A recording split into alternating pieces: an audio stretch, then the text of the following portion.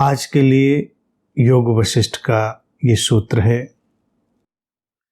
This is he, I am this, that is mine, such ideas constitute the mind. It disappears when one ponders over these false ideas. अर्थात योग वशिष्ठ का यह सूत्र कहता है कि ये वो है, ये मैं हूँ, ये मेरा है, इस तरह के जो विचार हैं यही मन का निर्माण करते हैं।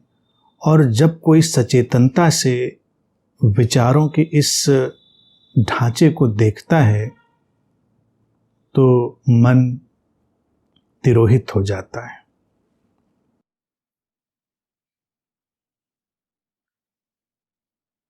मन के बारे में योग वशिष्ठ जो बातें हमारे सामने रख रहा है वो आज के आधुनिक मनोविज्ञान के गहरे शोधों के बाद जो निकली वैसी ही है। मन क्या है, ये गुत्थी बनी रहती है। मन का हम परिणाम देखते हैं, मन का प्रभाव देखते हैं, मन की हम स्थितियां देखते हैं, लेकिन ये मन कहाँ है, क्या है, इसको ठीक ठीक हमारे लिए समझना एक गुत्थी ही बना रहता है। वहीं पर योग वशिष्ठ जब अपने इन सूत्रों को लेकर आता है तो मन के बारे में एक व्यापक स्पष्टता लेकर आता है।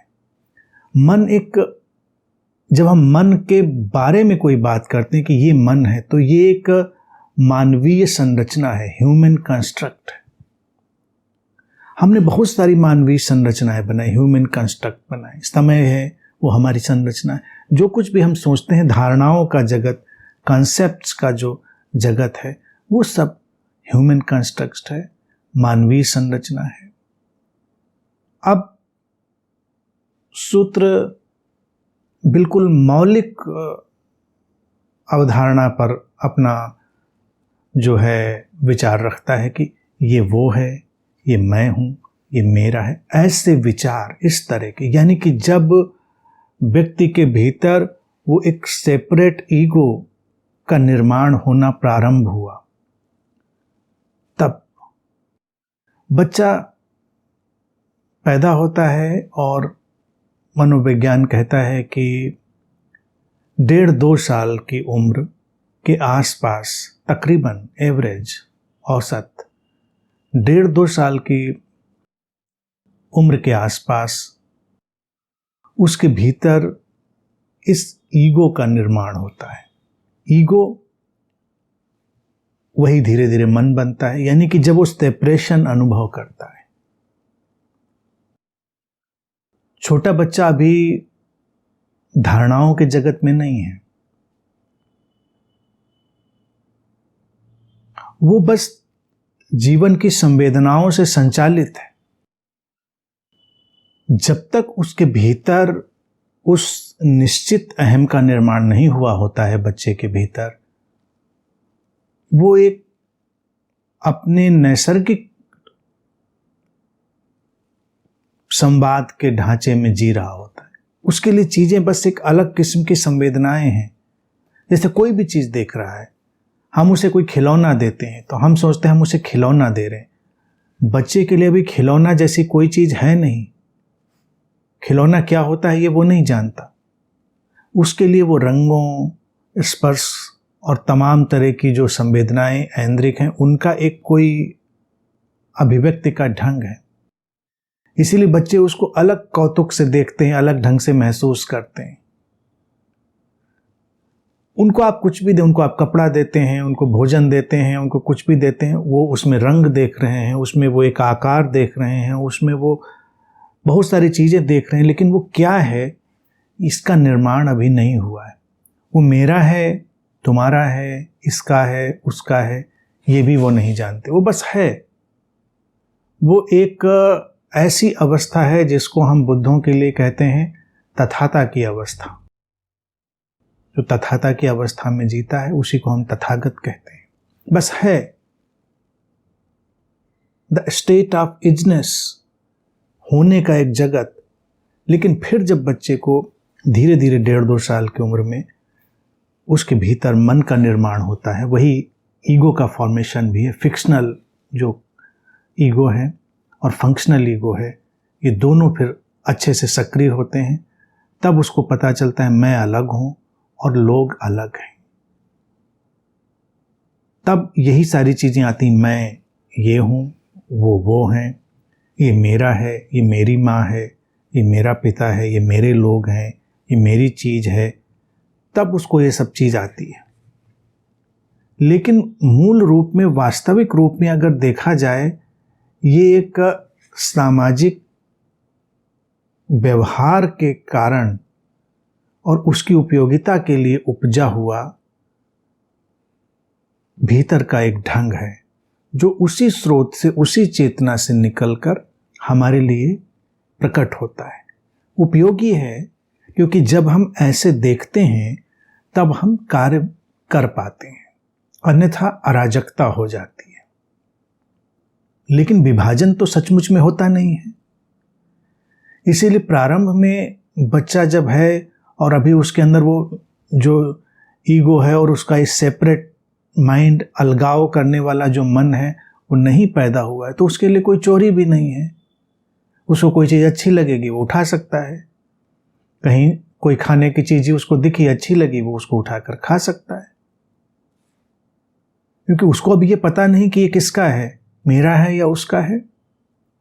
जैसे पशु पक्षी विचरण कर रहे हैं तो उनको ये नहीं पता होता है ये पेड़ आपका है, वो आएंगे उस पर लगा हुआ फल खाकर चले जाएंगे। अब उनको अगर इतना पक्का पता हो कि ये भाई उनका नहीं है तो वो अलग तरह से ध्यान रखें, लेकिन वो नैसर्गिक है, वो सबका है। तो मूल रूप से तो है तो किसी का नहीं। यहां तक कि हम बच्चे को भी जब कहते हैं मेरा बच्चा, तो अगर हम गौर से देखें और एक बार इस पर, जिसको सूत्र कहता सचेतनता से विचार जब हम करते हैं, तो मन तिरोहित हो जाता है। मन तिरोहित हो जाता है यानी कि विलीन हो जाता है, डिसॉल्व हो जाता है। उसका अभिप्राय ये नहीं कि मन की संरचना जो प्रकट हुई है वो समाप्त हो जाती है। उसका जो दबाव होता है, उसका जो उलझाव होता है, वो समाप्त हो जाता है। हमने इस कंस्ट्रक्ट में, इस संरचना में एक दबाव निर्मित कर लिया है और उस दबाव के चलते हुए ही सारी हिंसा है, सारा टकराव है। ये मेरा है, ये उसका है, इसी पर फिर धीरे धीरे परिवार, फिर हमारा परिवेश, फिर ये राष्ट्र और ये सब बनते चले जाते हैं। और फिर मेरे को बचाए रखने का संघर्ष शुरू होता है, उसी में युद्ध शुरू होता है। चाहे वो राष्ट्रों के बीच युद्ध हो, व्यक्तियों के बीच युद्ध हो, वो सब इसी मन के उलझाव के कारण ही आते हैं। तो जब कोई ठीक से इन सारी चीजों को देखने और समझने लगता है तो उसके लिए युद्ध विदा हो जाते हैं, संघर्ष विदा हो जाते हैं। यही मन का तिरोहित हो जाना है। उलझाने वाला मन अब नहीं है। वो जो प्रक्रिया उलझा रही थी अब वो कहीं नहीं है, बस जो है सो है। यही मुक्ति भी है। क्या मेरा है और क्या तेरा है, इसको अगर हम माने कि उपयोगिता है, काम चलाऊ है, इतना भी उस पर जिद मत कर लो। इतनी भी जिद कर लोगे तो कठिनाई हो जाएगी। किसी का किसी से विवाह हो जाता है, ये मेरा पति है, ये मेरी पत्नी है। कल को डाइवोर्स हो जाता है, तब क्या हो जाता है, भूतपूर्व पति भूतपूर्व पत्नी हो जाते हैं। वो मेरेपन का जो दावा था वो बड़ा कमजोर पड़ जाता है। अब कैसे मेरेपन का दावा करें? आपका घर था, आपने उस पर अपनी बड़ी पकड़ बनाई थी, बिक जाए किसी कारणवश, आप उसके सामने से निकलें, अब उसको मेरा कहने की हिम्मत नहीं पड़ेगी। संसार में ऐसी कोई भी चीज नहीं जिसको हम मेरा कह सके। इस शरीर को भी हम मेरा नहीं कह सकते, इस मन को भी हम मेरा नहीं कह सकते। ये सब उस अस्तित्वगत घटना में घटा है। तो जब एक सचेतन खोजी इस सारे कार्य व्यापार को देखता है तो वो अपने भीतर बहुत ही हल्कापन, निर्भरता अनुभव करता है और वो जानता है कि उपयोगिता के लिए जो फंक्शनल माइंड पैदा हुआ था उसने अपने ट्विन ब्रदर, अपने जुड़वा भाई फिक्शनल माइंड को कुछ ज्यादा ही गति दे दी। उपयोगिता के लिए देखिए मेरा मान लेना कोई बुरा नहीं है, लेकिन फिर उसमें बहुत ज्यादा यकीन करने लगना, फिर उस पर कहानियां निर्मित करने लगना, ये खतरनाक है। वो जो हमारा स्वभाव है फिक्शन पैदा करने का, यहां पर ये जो मन है इसके भीतर स्टोरी टेलिंग, कहानी बताने की एक अभूतपूर्व क्षमता है। जो माइंड है वो अनपैरेलल स्टोरी टेलर है, और स्टोरी टेलर ही नहीं, वो गॉसिप करता है। सबसे पहली कहानी जब मनुष्यता में लिखी गई होगी तो वो गॉसिप होगी, क्योंकि यथार्थ तो बड़ा सीधा साफ सपाट होता है। लोग कहेंगे मैंने ऐसा देखा, ये यथार्थ है। लेकिन अगर हम थोड़ा भी ठहर कर देखें, हमने क्या देखा? क्या हमने सचमुच में कुछ देखा, या हमने वही देखा जो हमारी प्रोग्रामिंग थी, हमारी धारणा थी, जो हम देखना चाहते थे? हम देख कर भी कहां देख पाते हैं और हम सुनकर भी कहां सुन पाते हैं। विडंबना है मानवीय जीवन की।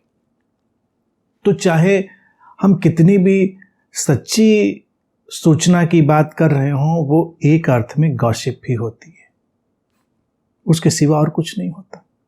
वो एक किस्म की कहानी है। और ये सब बना कब है, किस लिए है? ये बना सब इसलिए है क्योंकि ये जो अलगाव और मेरेपन की भावना थी, इसकी उपयोगिता को भूलकर हम इसके ऊपर एक कहानी बुनने लग गए। कहानियां पीड़ा देती हैं, वास्तविकता पीड़ा नहीं देती। इस बात को हमेशा ध्यान रखेंगे। जब हम इस बात को ध्यान रखेंगे तो जीवन बड़ा शांत हो जाता है।